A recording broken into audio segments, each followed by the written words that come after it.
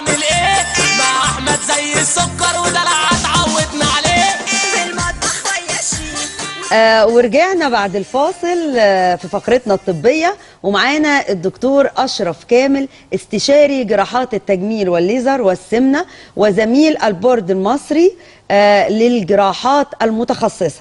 مساء الخير يا دكتور. مساء النور يا فندم، عليك حضرتك؟ وعلى الساده المشاهدين بتوعك. اهلا وسهلا يا دكتور. اهلا بحضرتك. حضرتك النهارده قلت لي مصطلح كده جامد قوي اللي هو الشفط الذكي. فحضرتك عايزين نعرف ايه الشفط الذكي ده بقى؟ الشفط الذكي ده مش مصطلح بس، لا دي تقنيه حديثه خاصه بتطوير عمليات شفط الدهون. من اول ما بدات عمليات شفط الدهون، ساعه ما بدات زمان، بدات عباره عن بنحقن سائل معين. السائل ده مكون من كوكتيل معين، حصل تعديل لمكونات هذا الكوكتيل بتاع السائل اللي بتحقن اكتر من مره عشان يساعد على تكسير الدهون او تفتيت الدهون. وبعدين ندخل آلة معينة زي دي، بس كانت زمان طبعا أدخن من كده. الآلة دي فيها ثقب هنا، دي كانت بتساعد على تكسير الدهون، والثقب اللي هنا ده كان بيشفط الدهون. ده التقنية القديمة. التقنية الحديثة خدت من مشاكل التقنية القديمة وحسنت. ايه مشاكل التقنية القديمة؟ لقينا ان المريض اللي بيتشفط له، يعني الحد الأقصى للشفط كان زمان مثلا 4-5 لتر. ليه؟ لأن ما نقدرش نشفط أكتر من كده عشان نحتاج تعويض وتحتاج سوائل وتحتاج محاليل، والمريض يقعد في البيت فترة طويلة، يقعد في المستشفى فترة طويلة. ده النظام القديم. النظام الجديد اللي هو الشفط الذكي، إن إحنا بندخل آلة في الطرف بتاعها هنا عبارة عن ويف لينس معين، بتطلع الآلة دي ويف لينس معين يكسر الدهون. لا، زمان كان يكسر الدهون، دلوقتي يدوب الدهون. بالظبط زي لما احط سمنه بلدي في الطاسه بتاعه الطبيخ. ايوه. بتعمل ايه؟ السمنه بتبقى ناشفه كده في الشتاء واكسرها بصعوبه. ايوه. لكن اول ما احطها على النار تسيح. احنا جربنا هذه التجارب على السمنه والزبده والدهون الطبيعيه اللي موجوده في اللحوم قبل ما نبدا نشتغل بيها، لقيناها بتدوب الدهون. يعني بتحولها الى سائل. زمان كانت بتكسر الدهون. التقنيه الحديثه اللي هو الشفط الذكي يدوب الدهون. دي ميزه، فتاخد دهون اعلى، كميه اكتر من زمان. زمان كنا بناخد 4-5 لتر، دلوقتي بنوصل 12 واحيانا 15 لتر من العيان الواحد في الجلسه الواحده. يعني المناطق دلوقتي، احنا ايه المناطق اللي نقدر ناخد منها؟ البطن، الجنبين، الدراعين، الارداف، الفخدين، اللغد. اي مكان فيه دهون نقدر نخش بهذا أسلوب الشفط الذكي، اسمه الفيزر، وفي نوع تاني تقنية اسمها الليزر. ليه الاتنين دول أذكياء؟ لأنه بيخش ياخد خلايا دهنية فقط. زمان كان بياخد خلايا دهنية ويكسر أوعية دموية أو يقطع أوعية دموية فيطلع معاها دم، فنضطر مكونات الدم بالظبط، والبلازما وأملاح معدنية وسوائل موجودة في الجسم بيحتاجها. عشان كده بعد الشفط زمان كان المريض بيقعد في المستشفى 4-5 أيام أسبوع. الشفط النهاردة أنا بسميها جراحات ربع اليوم الواحد. يعني إيه؟ يعني بنقعد 6 ساعات من أول ما المريض يخش المستشفى لغاية ما يروح، هم دول وخلاص على كده. زمن العملية 45 دقيقة، ساعة ونص، حسب كمية الدهون اللي هنشفطها. ميزة تانية للشفط الذكي، ان احنا لما بنشفط دهون بس، الريكفري اللي هو إفاقة المريض بعد فترة النقاهة، المريض يرجع لشغله بسرعة، ممكن يرجع تاني يوم. لو الكمية الصغيرة اللي احنا بنشفطها سواء مثلا اللغد او الدراعين او البطن، وكمية لترات معينة صغيرة، المريض ممكن يرجع تاني يوم شغله. طبعا بيبقى لابس كرسي ويروح بيه الشغل، مفيش فيه اي مشكلة خالص. ده الشفط الذكي. طب مميزاته ايه تاني؟ مميزاته انه الجلد ما يحصلوش ترهل زي زمان. زمان كنا نشفط يحصل ترهل للجلد، نضطر نصلح الجلد. نضطر نشد نصلح الجلد، اللي هو نشيل الجلد الزياده ونخيط، وجراحه تجميليه كبيره. دلوقتي الدرجه الاولى والثانيه من الدهون او من السمنه بنعالجها، من السمنه الموضعيه بنعالجها بشفط الدهون الذكي. زمان كنا الدرجه الاولى بس نشفط فيها، كانت الثانيه تحتاج شد جراحي. ايه الدرجه الاولى؟ اللي هي الدرجه الاولى اللي هي فيه يعني محتوى دهون لكن الجلد مشدود، صحته كويسه، الاستيك بتاعه لسه سليم، ما ترهرتش، ما ترهلش. لما الجلد بيحصل له ترهلات خش في الدرجه الثانيه. ترهلات درجه ثالثه ورابعه، يبقى 1 و2 و3 و4، دول درجات الدهون. 1 بنشفطها مفيش فيها اي مشكله. 2 نشفط، وفي تقنيه الجهاز نفسه لانه ذكي. اه بنطلع ويف لينس معين، يعني موجات ذات تردد معين تساعد على شد الجلد. ده الليزر والفيزر. ده الفيزر. ده الفيزر.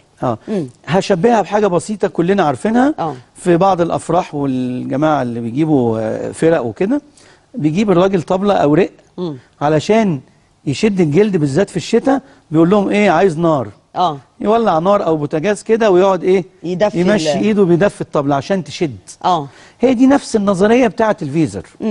ان احنا بنطلع الموجات الترددات المعينه دي تحت الجلد بعد ما اشفط منه الدهون علشان يشد. طبعا مش بيشد قوي علشان ما نقولش ان واحده والده 5 مرات وتيجي تعمل شفط دهون، لا. خلينا واقعيين. الاولى والثانيه، يعني واحده عندها سمنه وصحه الجلد كويسه، نعمل شفط وشفط ذكي والجلد ما يحتاجش شد. لكن الثالثه والرابعه اللي هي واحده ولدت 3 4 ولادات 5 ولادات وما اهتمتش ببطنها وما اهتمتش بالرياضه، خلاص دي محتاجه شفط وشد. الشد الجراحي اللي احنا عارفينه شد البطن، ودي تقنيه جميله لو جماعه بتوع الفيديو يقدروا. ايه بقى؟ في حضرتك معاك فيديو؟ طب معانا فيديو يا جماعه. الشد ده سهل جدا. هو ده الفيديو حضرتك؟ ده فيديو الليزر. ده تكسير الدهون بالليزر.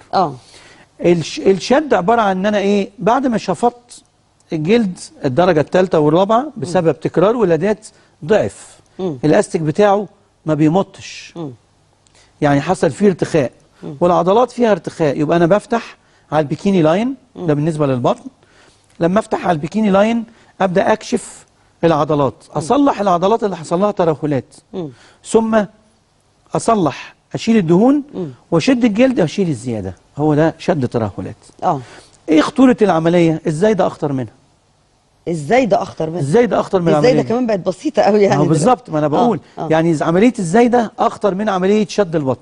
بس يا دكتور في ناس بيقولوا في شد البطن ان السره بتاعه الانسان بتتنقل او بتتحرك. دي نقطه، برافو على حضرتك، دي نقطه مهمه جدا.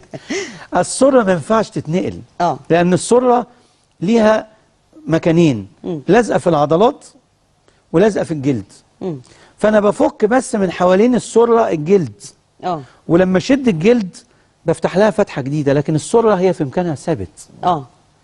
معلومه ان السره بتتنقل دي انا مش عارف جت منين. السره ما بتتنقلش. الجلد اللي فوق السره هو اللي بيتحرك. ده في كمان حاجه طالعه جديد برضو او منتشره جدا، موضوع ان اللي ما عندوش سره بيتعمل له سره. دي اسمها اسمها يعني بلايكوبلاستي. دي سهله خالص ما فيهاش اي مشكله. اللي لا قدر الله حد راح عمل عمليه استئصال فتاء او عمل اي مشاكل في البطن او اي حاجه او عمل عمليه استكشاف وبوظوا له السره او شالوا له السره، دي تصليحها في منتهى السهوله. بنعمل سره بنفس الجلد بتاعه تشبه. مستحيل هنعمل حاجه زي اللي عملها ربنا طبعا لو قعدنا مليون سنه. لكن بنعمل حاجه تحاكي او تشبه الشكل اللي ربنا عامله، بنقرب من الشكل. لكن بتبقى في المجمل في الاخر سره تجميليه شكلها جميل. ويمكن في حلقات قادمه ابقى اجيب لكم الفيديو بتاع ازاي بتتعمل سره بالجراحه التجميليه. يا ريت يا دكتور والله ده مهم جدا. الشفط الذكي مميزاته الثانيه ان احنا بنقدر ناخد 15 لتر وبنستخدم حاجه اسمها، انا عامل مرجع كده في المجموعه بتاعتي اسمها الاساليب التجميليه للجراحات التجميليه الحديثه. التقنيات الحديثه. الاساليب الذكيه في الجراحات التجميليه. ايه هي الاساليب الذكيه؟ انا عامل سلسله كتب ويمكن ننشرها قريب في المواقع بتاعتنا. ان احنا دائما بنتجه ناحيه الاسلوب الذكي اللي فيه اقل مضاعفات، اقل فتره نقاهه، يعني المريض يقعد يوم في البيت او نص يوم، اقل فتره وجود في المستشفى يقعد 6 ساعات ويروح. عشان هي دي مشاكل الجراحات، مش مشاكل الجراحه من الجراحه، لا، مشاكل الجراحه من توابع الجراحه. مضاعفات، يمكن حضرتك مثلا هتقولي لي ايه مضاعفات شفط الدهون؟ اقول لك مضاعفات شفط الدهون مع الاسلوب الذكي الجديد قلت جدا جدا لدرجه انها اصبحت لا تذكر. مضاعفات يعني لو قارناها بعمليه الزايده او عمليه القيصريه، لا القيصريه كبيره. عمليه القيصريه عمليه كبيره. عمليه الزايده عمليه كبيره. بيبقى بنج كلي ولا بيبقى بنج موضعي؟ ده سؤال ممتاز، وطبعا اكيد انت بتعبري عن كل المشاهدات انا بسالك كل الاسئله اللي الستات بتخاف منها فانا بقول لك كل الحاجات. 95% من جراحات التجميل بتاعتنا بتبقى ببنج موضعي ولازم معاه منوم. ايه منوم؟ انا لو دخلت اوضه العمليات وانا مخضوض واضاءه زي الاستوديو كده فظيعه وبتاع، توتر مش هتخليك تعرف يوم تشتغل. الضغط يعلى، النبض يزيد، المريض يقلق. فبنديله مهدئ زي لما حد ياخد مهدئ عشان يعرف ينام. بس نديهوله في الوريد، يبقى ده اسمه منوم. والبنج اللي احنا بنشتغل بيه بنج موضعي، ما بنحطش بقى الانبوبه بتاعت الانبوبه الحنجريه ونوصله بجهاز التنفس الصناعي والقصه، لا ما بنستخدمهاش دي. ليه؟ عشان دي جراحه ابسط من ان احنا محتاجين عشانها بنج كلي. احنا بنستخدم البنج الكلي في الجراحات الكبرى. لو هنعمل مثلا كذا منطقه مثلا، بالظبط، يعني مثلا توتال بادي ليفت، يعني هنشد الجسم كله. هناخد مثلا 9 ساعات. الناس اللي كان مثلا وزنها 180 كيلو وخس مثلا 80 كيلو، فبيحصل ترهلات في كل جسم. فهنشده ازاي؟ هنشد الدراعين ونشد الثديين لو ست يعني، نشد البطن ونشد الفخذين ونشد الارداف ونشد الوش. فالعمليه بتاخد 9 ل 14 ساعه. فده ما ينفعش بنج موضعي، ده اديله بنج كلي. لكن حد هيشفط الدهون المنطقه بتاعه الجنبين، المنطقه بتاعه الجيوب، المنطقه بتاعه الركبه من الداخل، المنطقه بتاعه الدقن اللي هو الدبل تشين، اللغد عند بعض السيدات تديهم سن اكبر. الدراعين بس ما يكونش فيه ترهل، ما يكونش عامل زي دراعين الخفاش. دراعين الخفاش بيبقى نازلين كده. ده يحتاج شد وشفط، وبرضه ممكن تتعمل ببنج موضعي. طب في عرايس كتير قوي يا دكتور بيبقوا عايزين يعرفوا، مثلا عروسه بتبقى عامله عمليه او بتبقى خاسه جامد جدا، يعني عمليه بتخسسها يعني طبعا، فبيحصل ترهلات في البطن وفي الارداف فبتبقى عايزه تعمل ده امتى قبل الجواز؟ يعني تحضر نفسها مده قد ايه عشان تبقى داخله مظبوطه؟ احنا دايما بنقول ان الحد الطبيعي لشفاء اي جروح شكل الجرح 3 شهور. 3 شهور، واحيانا لو جرح طويل اديني 6 شهور. عشان ال6 شهور الجرح الطويل ده انا هتغلب عليه بلاصقات معينه، بكريمات معينه، بحقن موضعي للجرح عشان ما يبانش او يبهت. بالليزر احيانا بنستخدم تقنيه الليزر، احيانا بنستخدم الاثنين. لو الجرح شكله وحش نشيل الجرح ونجمله، نخيطه تجميلي يبقى خط خفيف رفيع زي خط الموس كده، وبعدين نعمل له ليزر يبهت. فال6 شهور فتره كافيه لان اي جرح ياخد وضعه الشكل النهائي. طيب في ستات كتيره جدا برضو بتعاني من موضوع اللغد. يعني عندهم يشفطوا اي حته في جسمهم ييجوا لغايه اللغد يبقوا قلقانين، وفي دكاتره يقول لهم لا ما تعملوش. ده اسهل حاجه اللغد. اللغد بقى يعني بعض الزملاء بيعملوه في العياده. في العياده مفيش فيه اي مشكله خالص. لكن هل ينفع اشفط اللغد بس؟ ينفع من غير ما اشده؟ لا، هقول لحضرتك النقطه دي. هو اللغد ده 3 درجات، 1 و2 و3. 1 اللي هو اللغد اللي فيه دهون لكن الجلد مشدود صحته كويسه، يبقى ده اشفطه بس بالفيزر وبتقنيه ان انا ازود تردد معين عشان يشد الجلد، ونلزق بلاستر او تلبس بندانه كده زي البندانه بتاعه الحجاب تخلي الجلد في وضعه. يعني تاخد شكل الجلد بالوضع الجديد. ده 1 مفيش فيه اي مشكله، والثقب حوالي 2 مللي. يعني يا دوب زي حبايه، زي بالظبط زي الحبايه بالظبط كده، وبيبقى هنا في المكان الداخلي هنا ما بيبانش. 2 اللي هو جلد ودهون. يبقى انا هشفط الدهون واشد الجلد من خلال جرح حوالي 1.5 سم بالعرض، برضه هنا ما بيبانش. بيبقى هنا تحت الدقن، تحت ما يبانش ابدا. ما بيبقاش هنا ولا بيبقى في الجناب. لا لا، ده رقم اللي جاي. رقم 3 بنفتح لو هو بقى جلد ودهون وعضلات، اللي هي البلاتيزما، العضله الكبيره اللي هي عامله زي المنديل المفرود. دي بيبقى لازم اشد عضلات واشد جلد واشيل دهون. احيانا دي بقى بنحتاج لها فتحه حول الاذن. طب ايه الاساليب الذكيه في الجراحات التجميليه بتاعتنا؟ طبعا هي مش بتاعتي انا، يعني انا مش مخترعها عشان برضو كل واحد ياخد حقه لاصحابه. دي تقنيه اوروبيه اللي هي الخيوط الجراحيه. انا كنت لسه اقول لحضرتك هل الخيوط بقى تنفع في الحالات دي؟ تنفع في الحالات دي، وبتغني كتير عن ان احنا بنأجل بيها العمليه. يعني بدل ما نعمل زمان كنا بنعمل العمليه عند سن بدايه الخمسينات، دلوقتي عمليه الشد الرقبه بنعملها في بدايه السبعينات، يبقى احنا اجلنا 20 سنه. طب ال 20 سنه الست هتفضل الترهل؟ لا، نعالجها بقى بشفط الدهون والخيوط. الخيوط بتشد الجلد لانها بتدخل اسفل الجلد، والخيوط دي فيها زي خطافات كده تعلق الجلد كده، وبقيه الخيط يطلع من ورا. طب هيبان ورا الاذن؟ لا، ده احنا بنخبيه ونقص الزياده. طب الست ورا الاذن لو راحت للكوافير هيبان انها عامله شد خيوط؟ لا. ده جرح صغير، ده بقى اقل من 2 مللي، ده اقل من مللي كمان. لان جرح يا دوب يدخل الابره بتاعه الخيط. وده اوفيس ورك نقدر نعمله في العيادات. والبنج موضعي علشان الناس بتخاف من البنج.